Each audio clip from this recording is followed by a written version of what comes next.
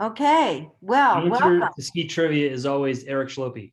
But the answer slopes. The answer is slopes. It's always slopes. Every time. Every Every time, time. man. Come on You're now. never wrong. Oh my gosh. Well, thank you again for coming. We have this every quarter, the state of real estate. And this is the agenda today. Ryan's going to present a Snow Park Master Plan, which you'll see is pretty amazing and different of what you see today.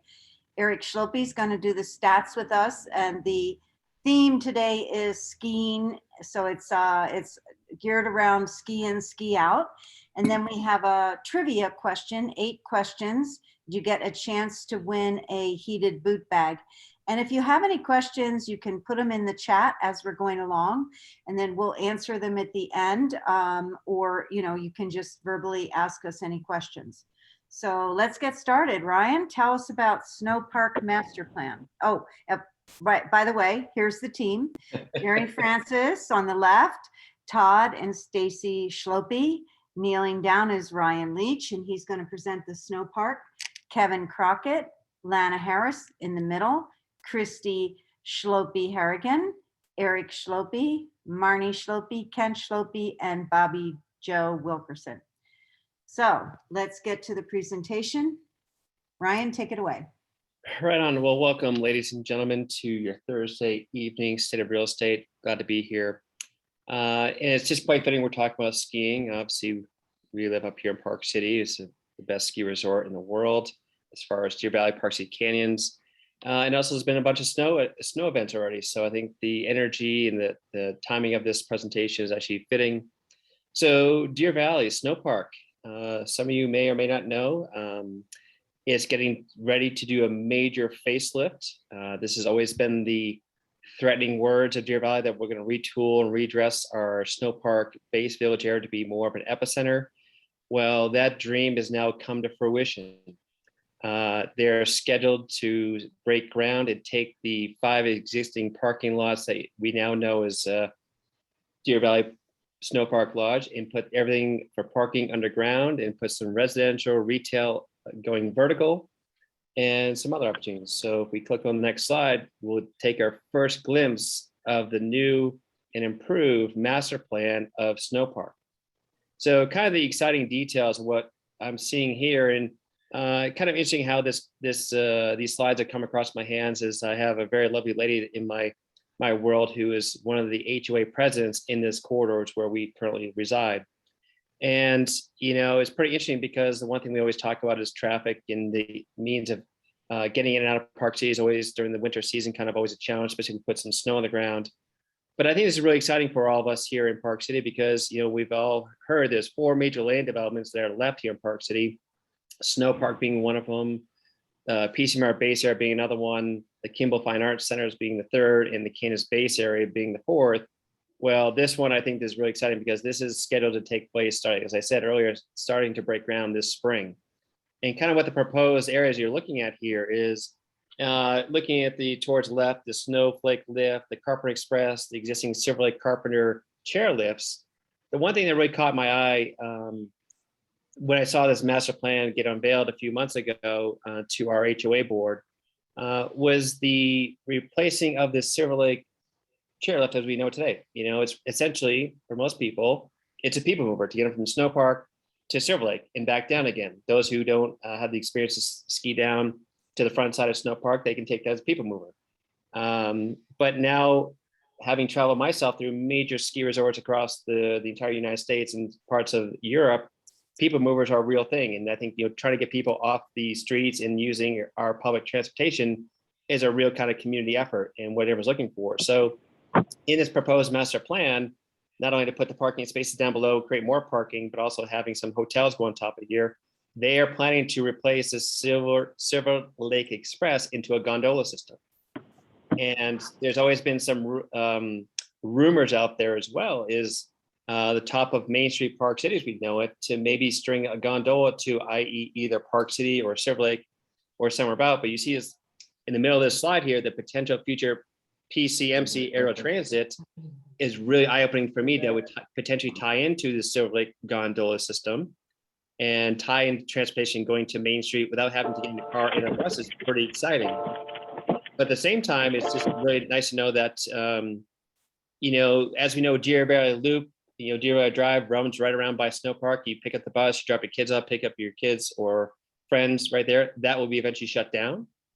And Doe Pass Road, kind of the middle of the screen here, we see a pedestrian bridge to a future phase, which the Snow Park Village Phase 1C, we like to call it, who live around the Deer Valley area, the donut lot, because when we do have 3 to 4, 5, 6 inches of snow at approximately 7 p.m., all you hear are these cars with these whining engines because everyone's doing donuts in the flattest parking lot in Park City. So we call it actually the donut lot. But that's part of Phase 3, if you will, for Park City, or excuse me, for Deer Valley. And if we go to the next slide, Mary Frances, yes. What the real importance of not only just going down and going vertical with hotels, gondolas, what really the experience of Deer Valley, what they're really looking at is to really create a mobility hub. So for concierge, the St. Regis, to drop kids and families out for ski school, more of an extension of what we have for the transit hub at Main Street, Park City. This will become a real mobility hub on that Doe Pass lane. It's really exciting to see that really trying to take a concerted effort to make it an easy in and easy out to drop your selves off into Deer Valley and try to get people off the road. I think that's really important. And because, we just have, traffic issues in Park City, and Deer Valley is no exception because there's only one way in and one way out, and it can get pretty congested. So I think we're going to be in for kind of a surprise in the coming 5+ years that this is supposed to scheduled to take place. The couple hotels are not going to be super, 500+ rooms, or about 200 rooms a piece. But I think it's really going to tie and really set the stage for what Park City really has to offer. Knowing our airport is 45 minutes down the road, it's really going to elevate the game at Deer Valley, and I think it's going to set the standard for future improvements across our country with future developments that are right now Deer Valley's original. What you see at Snow Park, Silver Lake, Empire Lodge, those are all original buildings, and this is going to send us into 2030 and beyond as the prime epicenter for skiing and summer recreating in the future. So maybe a little bit of a nuisance to start, but I think it's really exciting to know that when it ties back into real estate, more people are going to be coming in here from out of state, like as we already know, California, Texas, Florida, and et cetera, East Coast. We're really going to set the international stage and we will pass Colorado as the #1 destination for skiers in our country. So it's exciting for the real estate markets. As we know, we've got quite a bit of value and increase, but just the amount of travelers coming here and experiencing what Utah has to offer is going to be very exciting. So proud to present what's going on in my local community, and knowing that Park City will be probably following suit. And we know Kansas is always looking to build out, knowing they're 50% built out. We are going to set the stage for skiing in our country, and it's going to be very exciting. Well, Ryan, thank you very much. We love the slides. It's amazing to see, and we'll look forward to seeing that in 2030 or whenever they get it done. That'd be great. And I'm Can sure. I ask a quick question? Chris, we're going to Shoot, Chris. Yes, go ahead. But Okay, Brian, just based on that information, in your opinion, are Mhm. prices going to go higher? Is demand going to be shorter? What does your crystal ball tell you about all this information? Well, that's a great question, Chris. I think I have a large crystal ball that I look at every single day, just like you do, right? Yes. And I think Eric's got some stats behind this when he presents. It's going to present a very interesting picture because we know Deer Valley's got a little more of a price point. Their passes are $30,000 or $3,000 plus, where you can go to Vail and buy an Epic Pass for $799 or Buddy Pass for $599 is more the value. And Deer Valley's always been the precedent of being the most exclusive and higher price point community in our town of Park City. Well, I think what this is going to do is really going to elevate. I think our real estate market will grow, but as we all know, we don't have more land to develop per se in Park City.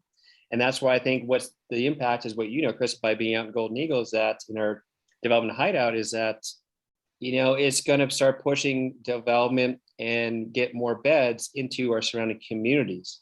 And I think that's very interesting, whether it be Hoytsville, Colville, Camas, Peoria, et cetera, where we know that's just majestic farmlands out there. I think we're going to see a change in the impetus going outside of Park City. And that's where the communities are really going to start to grow.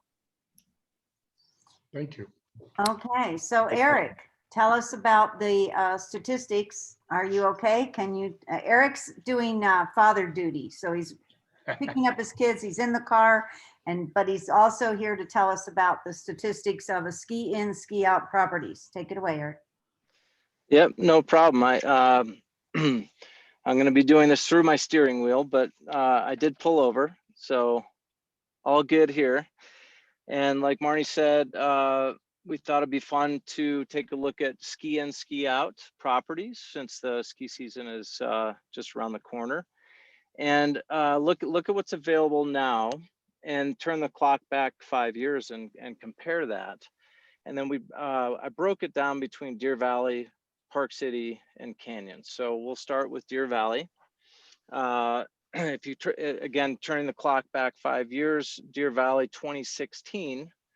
And again, you'll see a lot of stats on the page here. I'm going to highlight the ones that I feel are most important, and then you guys can take a look at the numbers here, and of course you can request them. But I'm going to highlight especially price per square foot.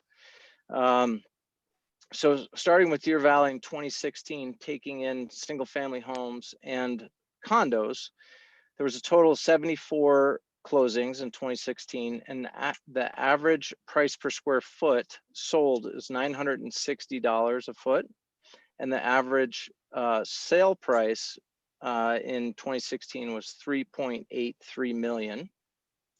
And as a bonus stat, just kind of fun, the highest sold price in 2016 was 12.8 million. And currently, 2021, we've got only 12 active listings, 50 pended, and the average price per square foot is $1,498 per foot. So that's 156% increase.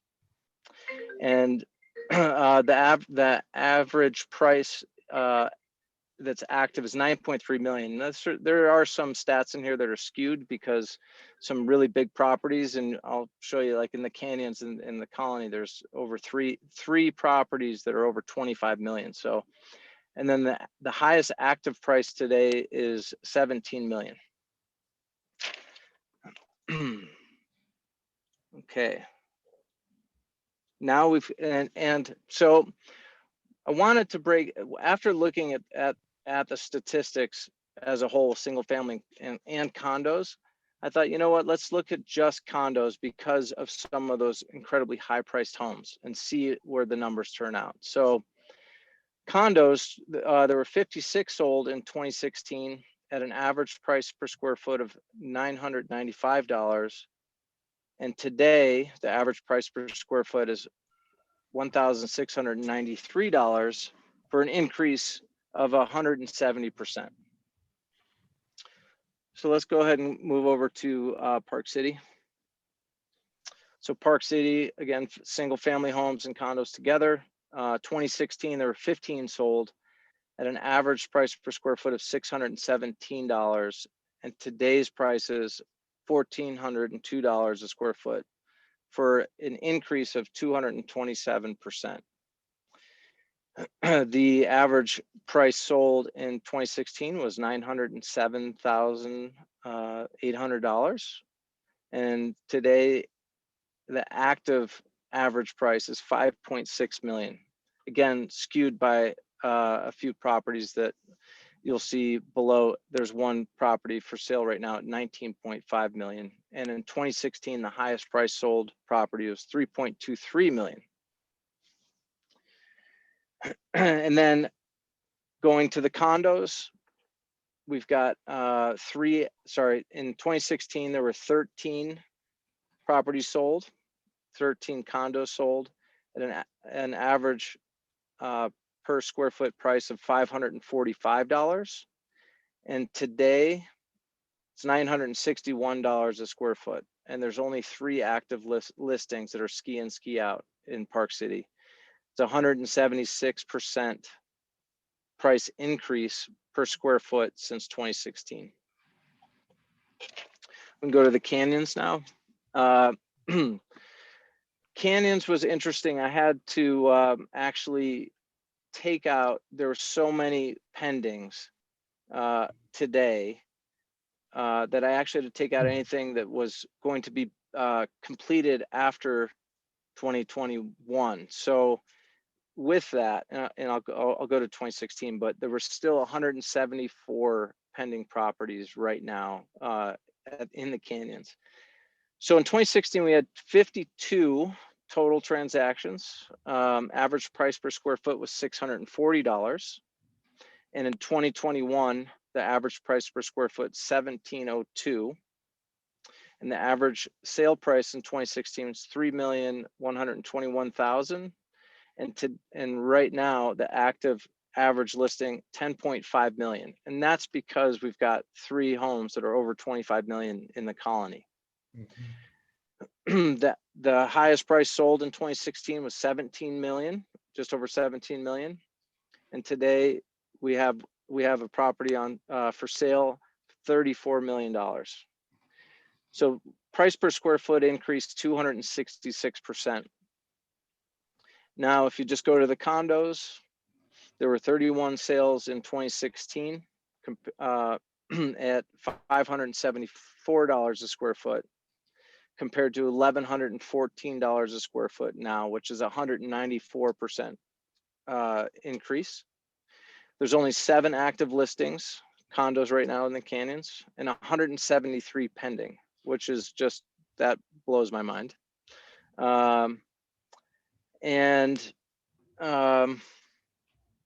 That pretty much wraps up all those numbers. It's a lot of numbers to go through. So something that probably be more helpful to actually get this information and print it out and take a look at it. But I thought it was really interesting. If you take a look at just the condo portion of it and the difference between Canyons, Park City, and Deer Valley. Canyons kind of led the way in the last 5 years from a growth standpoint of 194% increase compared, and then Park City 176% increase, price per square foot, and Deer Valley 170% increase. So a lot of takeaways there, and I hope everybody found this informative, and look forward to the next state of real estate. And then also, thank you, Eric. Always interesting. It's good for us too to dissect the market and see what's going on. So we always have our gut feeling, but then statistics back it up. So thanks.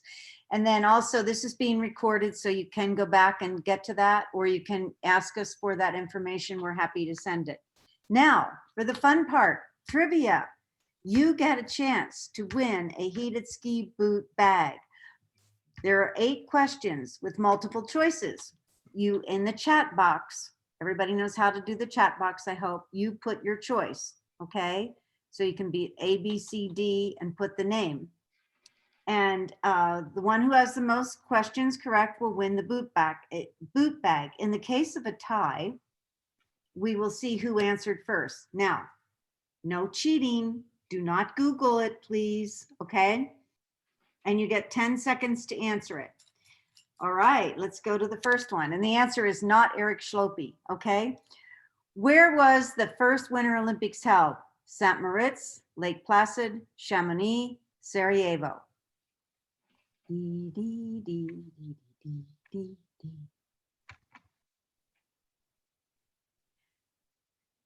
Okay, time's up.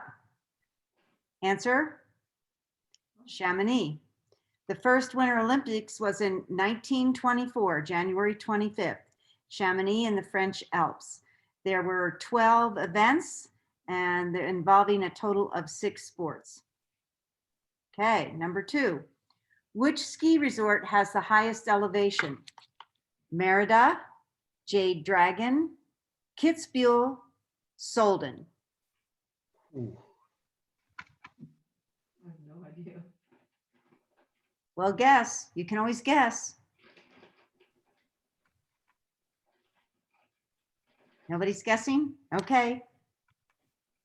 Time's up. Jade Dragon. Yes, it's a mountain in China. It's the highest in the world. It's located in the South Chinese province, Yunnan. Okay. Next one. Which ski resort has the highest elevation? This is in the US. Squaw Valley, Sunday River, Kirkwood, Arapahoe Basin.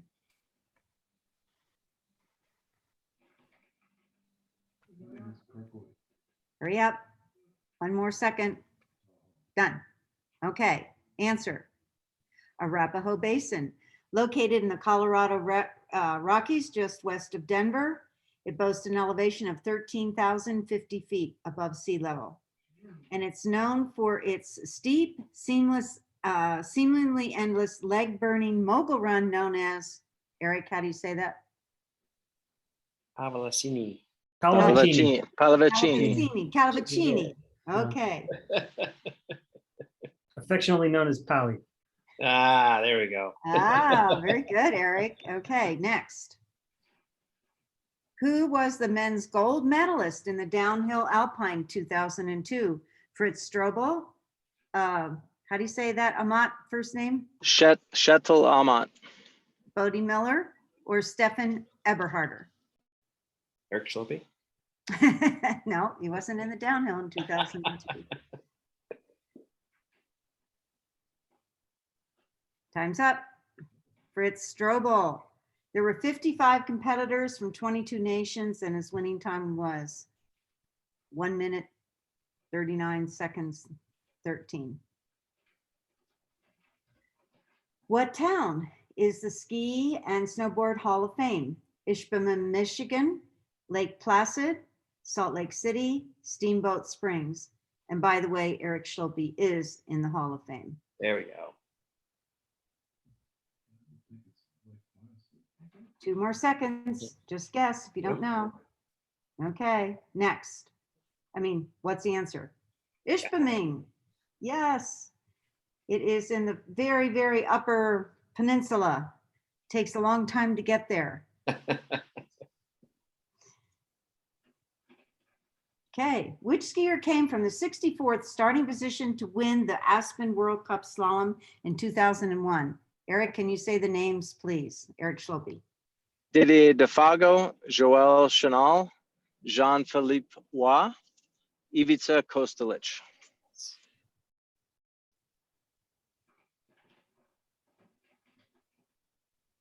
Two more seconds. 3, 2, 1. Okay, your answer. Ivica Kostelic. Can you believe that? From 64th position to win. Awesome. Yes, Eric used to race against Mario Mott. Did you used to race against Rocco too, Eric? Roca? Yeah. Oh yeah. Oh yeah. Yeah, well, JP, Ivica, all of Okay, next. This isn't the last one, I don't think. Is it Mary Frances? Who was the first plastic manufacturer for ski boots? Dalbella, Lang, Atomic, Fisher. 3, 2, 1. Lang, Bob Lang in 1958. Oh, he started doing it as early as 1958. Okay, here's the last one, I think.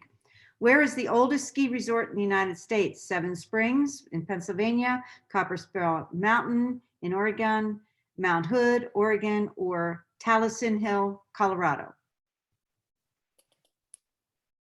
This is a very interesting answer. 3, 2, 1.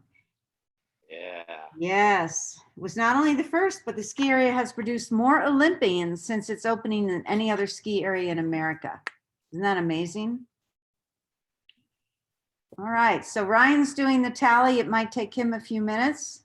It's a pretty easy shot here. I think Mr. Lipton got 5 of those. So way to go, buddy. Heated poop bag coming your way. Congratulations, Eric Lipton. Awesome. Thank you very much. All right, so do we have any questions in the chat box? I don't see any. Anybody have any questions for Ryan or Eric Schlopy or any of our other team members? So, Mr. Schlopy, based on the statistics, and with all your extra money, if you were going to buy a condo in one of those 3 districts, where would you go? That's a good question. How much money do I have? Well, it's just extra. Just what you want. How much extra? Um, you know, I don't think you can go wrong with any one of the three because, you know, we're starting to realize that anything ski in, ski out is our version of oceanfront property. There's, you know, there's maybe a little bit more room to go, but they're not making any more land next to the trails. So I think any one of the three is great. I think it's budget related. If you've got a big budget, I think Deer Valley, looking at the last 4 years, hasn't had the same growth as Park City and the Canyon. So I would say if your budget's big, Deer Valley looks like a little bit more of a value right now based on the acceleration of the other two ski areas. Of course, makes me excited both Deer Valley and Park City having the development at the base area. I think that's going to create some interest and again some acceleration. The Canyons has the most inventory. So I mean, if you're gonna force me, I would say if your budget can handle it, Deer Valley, then Park City, and then the Canyons based on a lot of inventory coming in. Great, yeah. Even if your kid came home, Spider came home and says, Dad, I've crossed to the other side. I really like to snowboard. Well, again, every family is going to be different. Every person's different on, you know, people are making lifestyle. When you buy something at the base, ski and ski out, typically it's going to be a vacation home or second home or a rental home, but it's going to be a lifestyle investment. So we know there's going to be equity upside. If you can rent it and break even or cash flow, that's great. But ultimately, you have to be happy where you are. And if snowboarding makes you happy, then you're going to end up at Park City or the Canyons. So, yeah, I think that's an easy one. If you're a snowboarder, or your kid's a snowboarder, and then you go there. Great. Thank you for the insight. You You're got it. reaching for my extra money. Give me All that right. briefcase. Well, that wraps it up for us, you guys. So unless anyone else has another question, thanks. Please tell your friends and people about our informative Zoom call. Someday maybe we'll do it in person, but right now we're staying Zoom because of the COVID. So, but let us know, pass it on, and we would love to have more people participate. So congratulations, Eric Lipton, and thanks everybody for participating.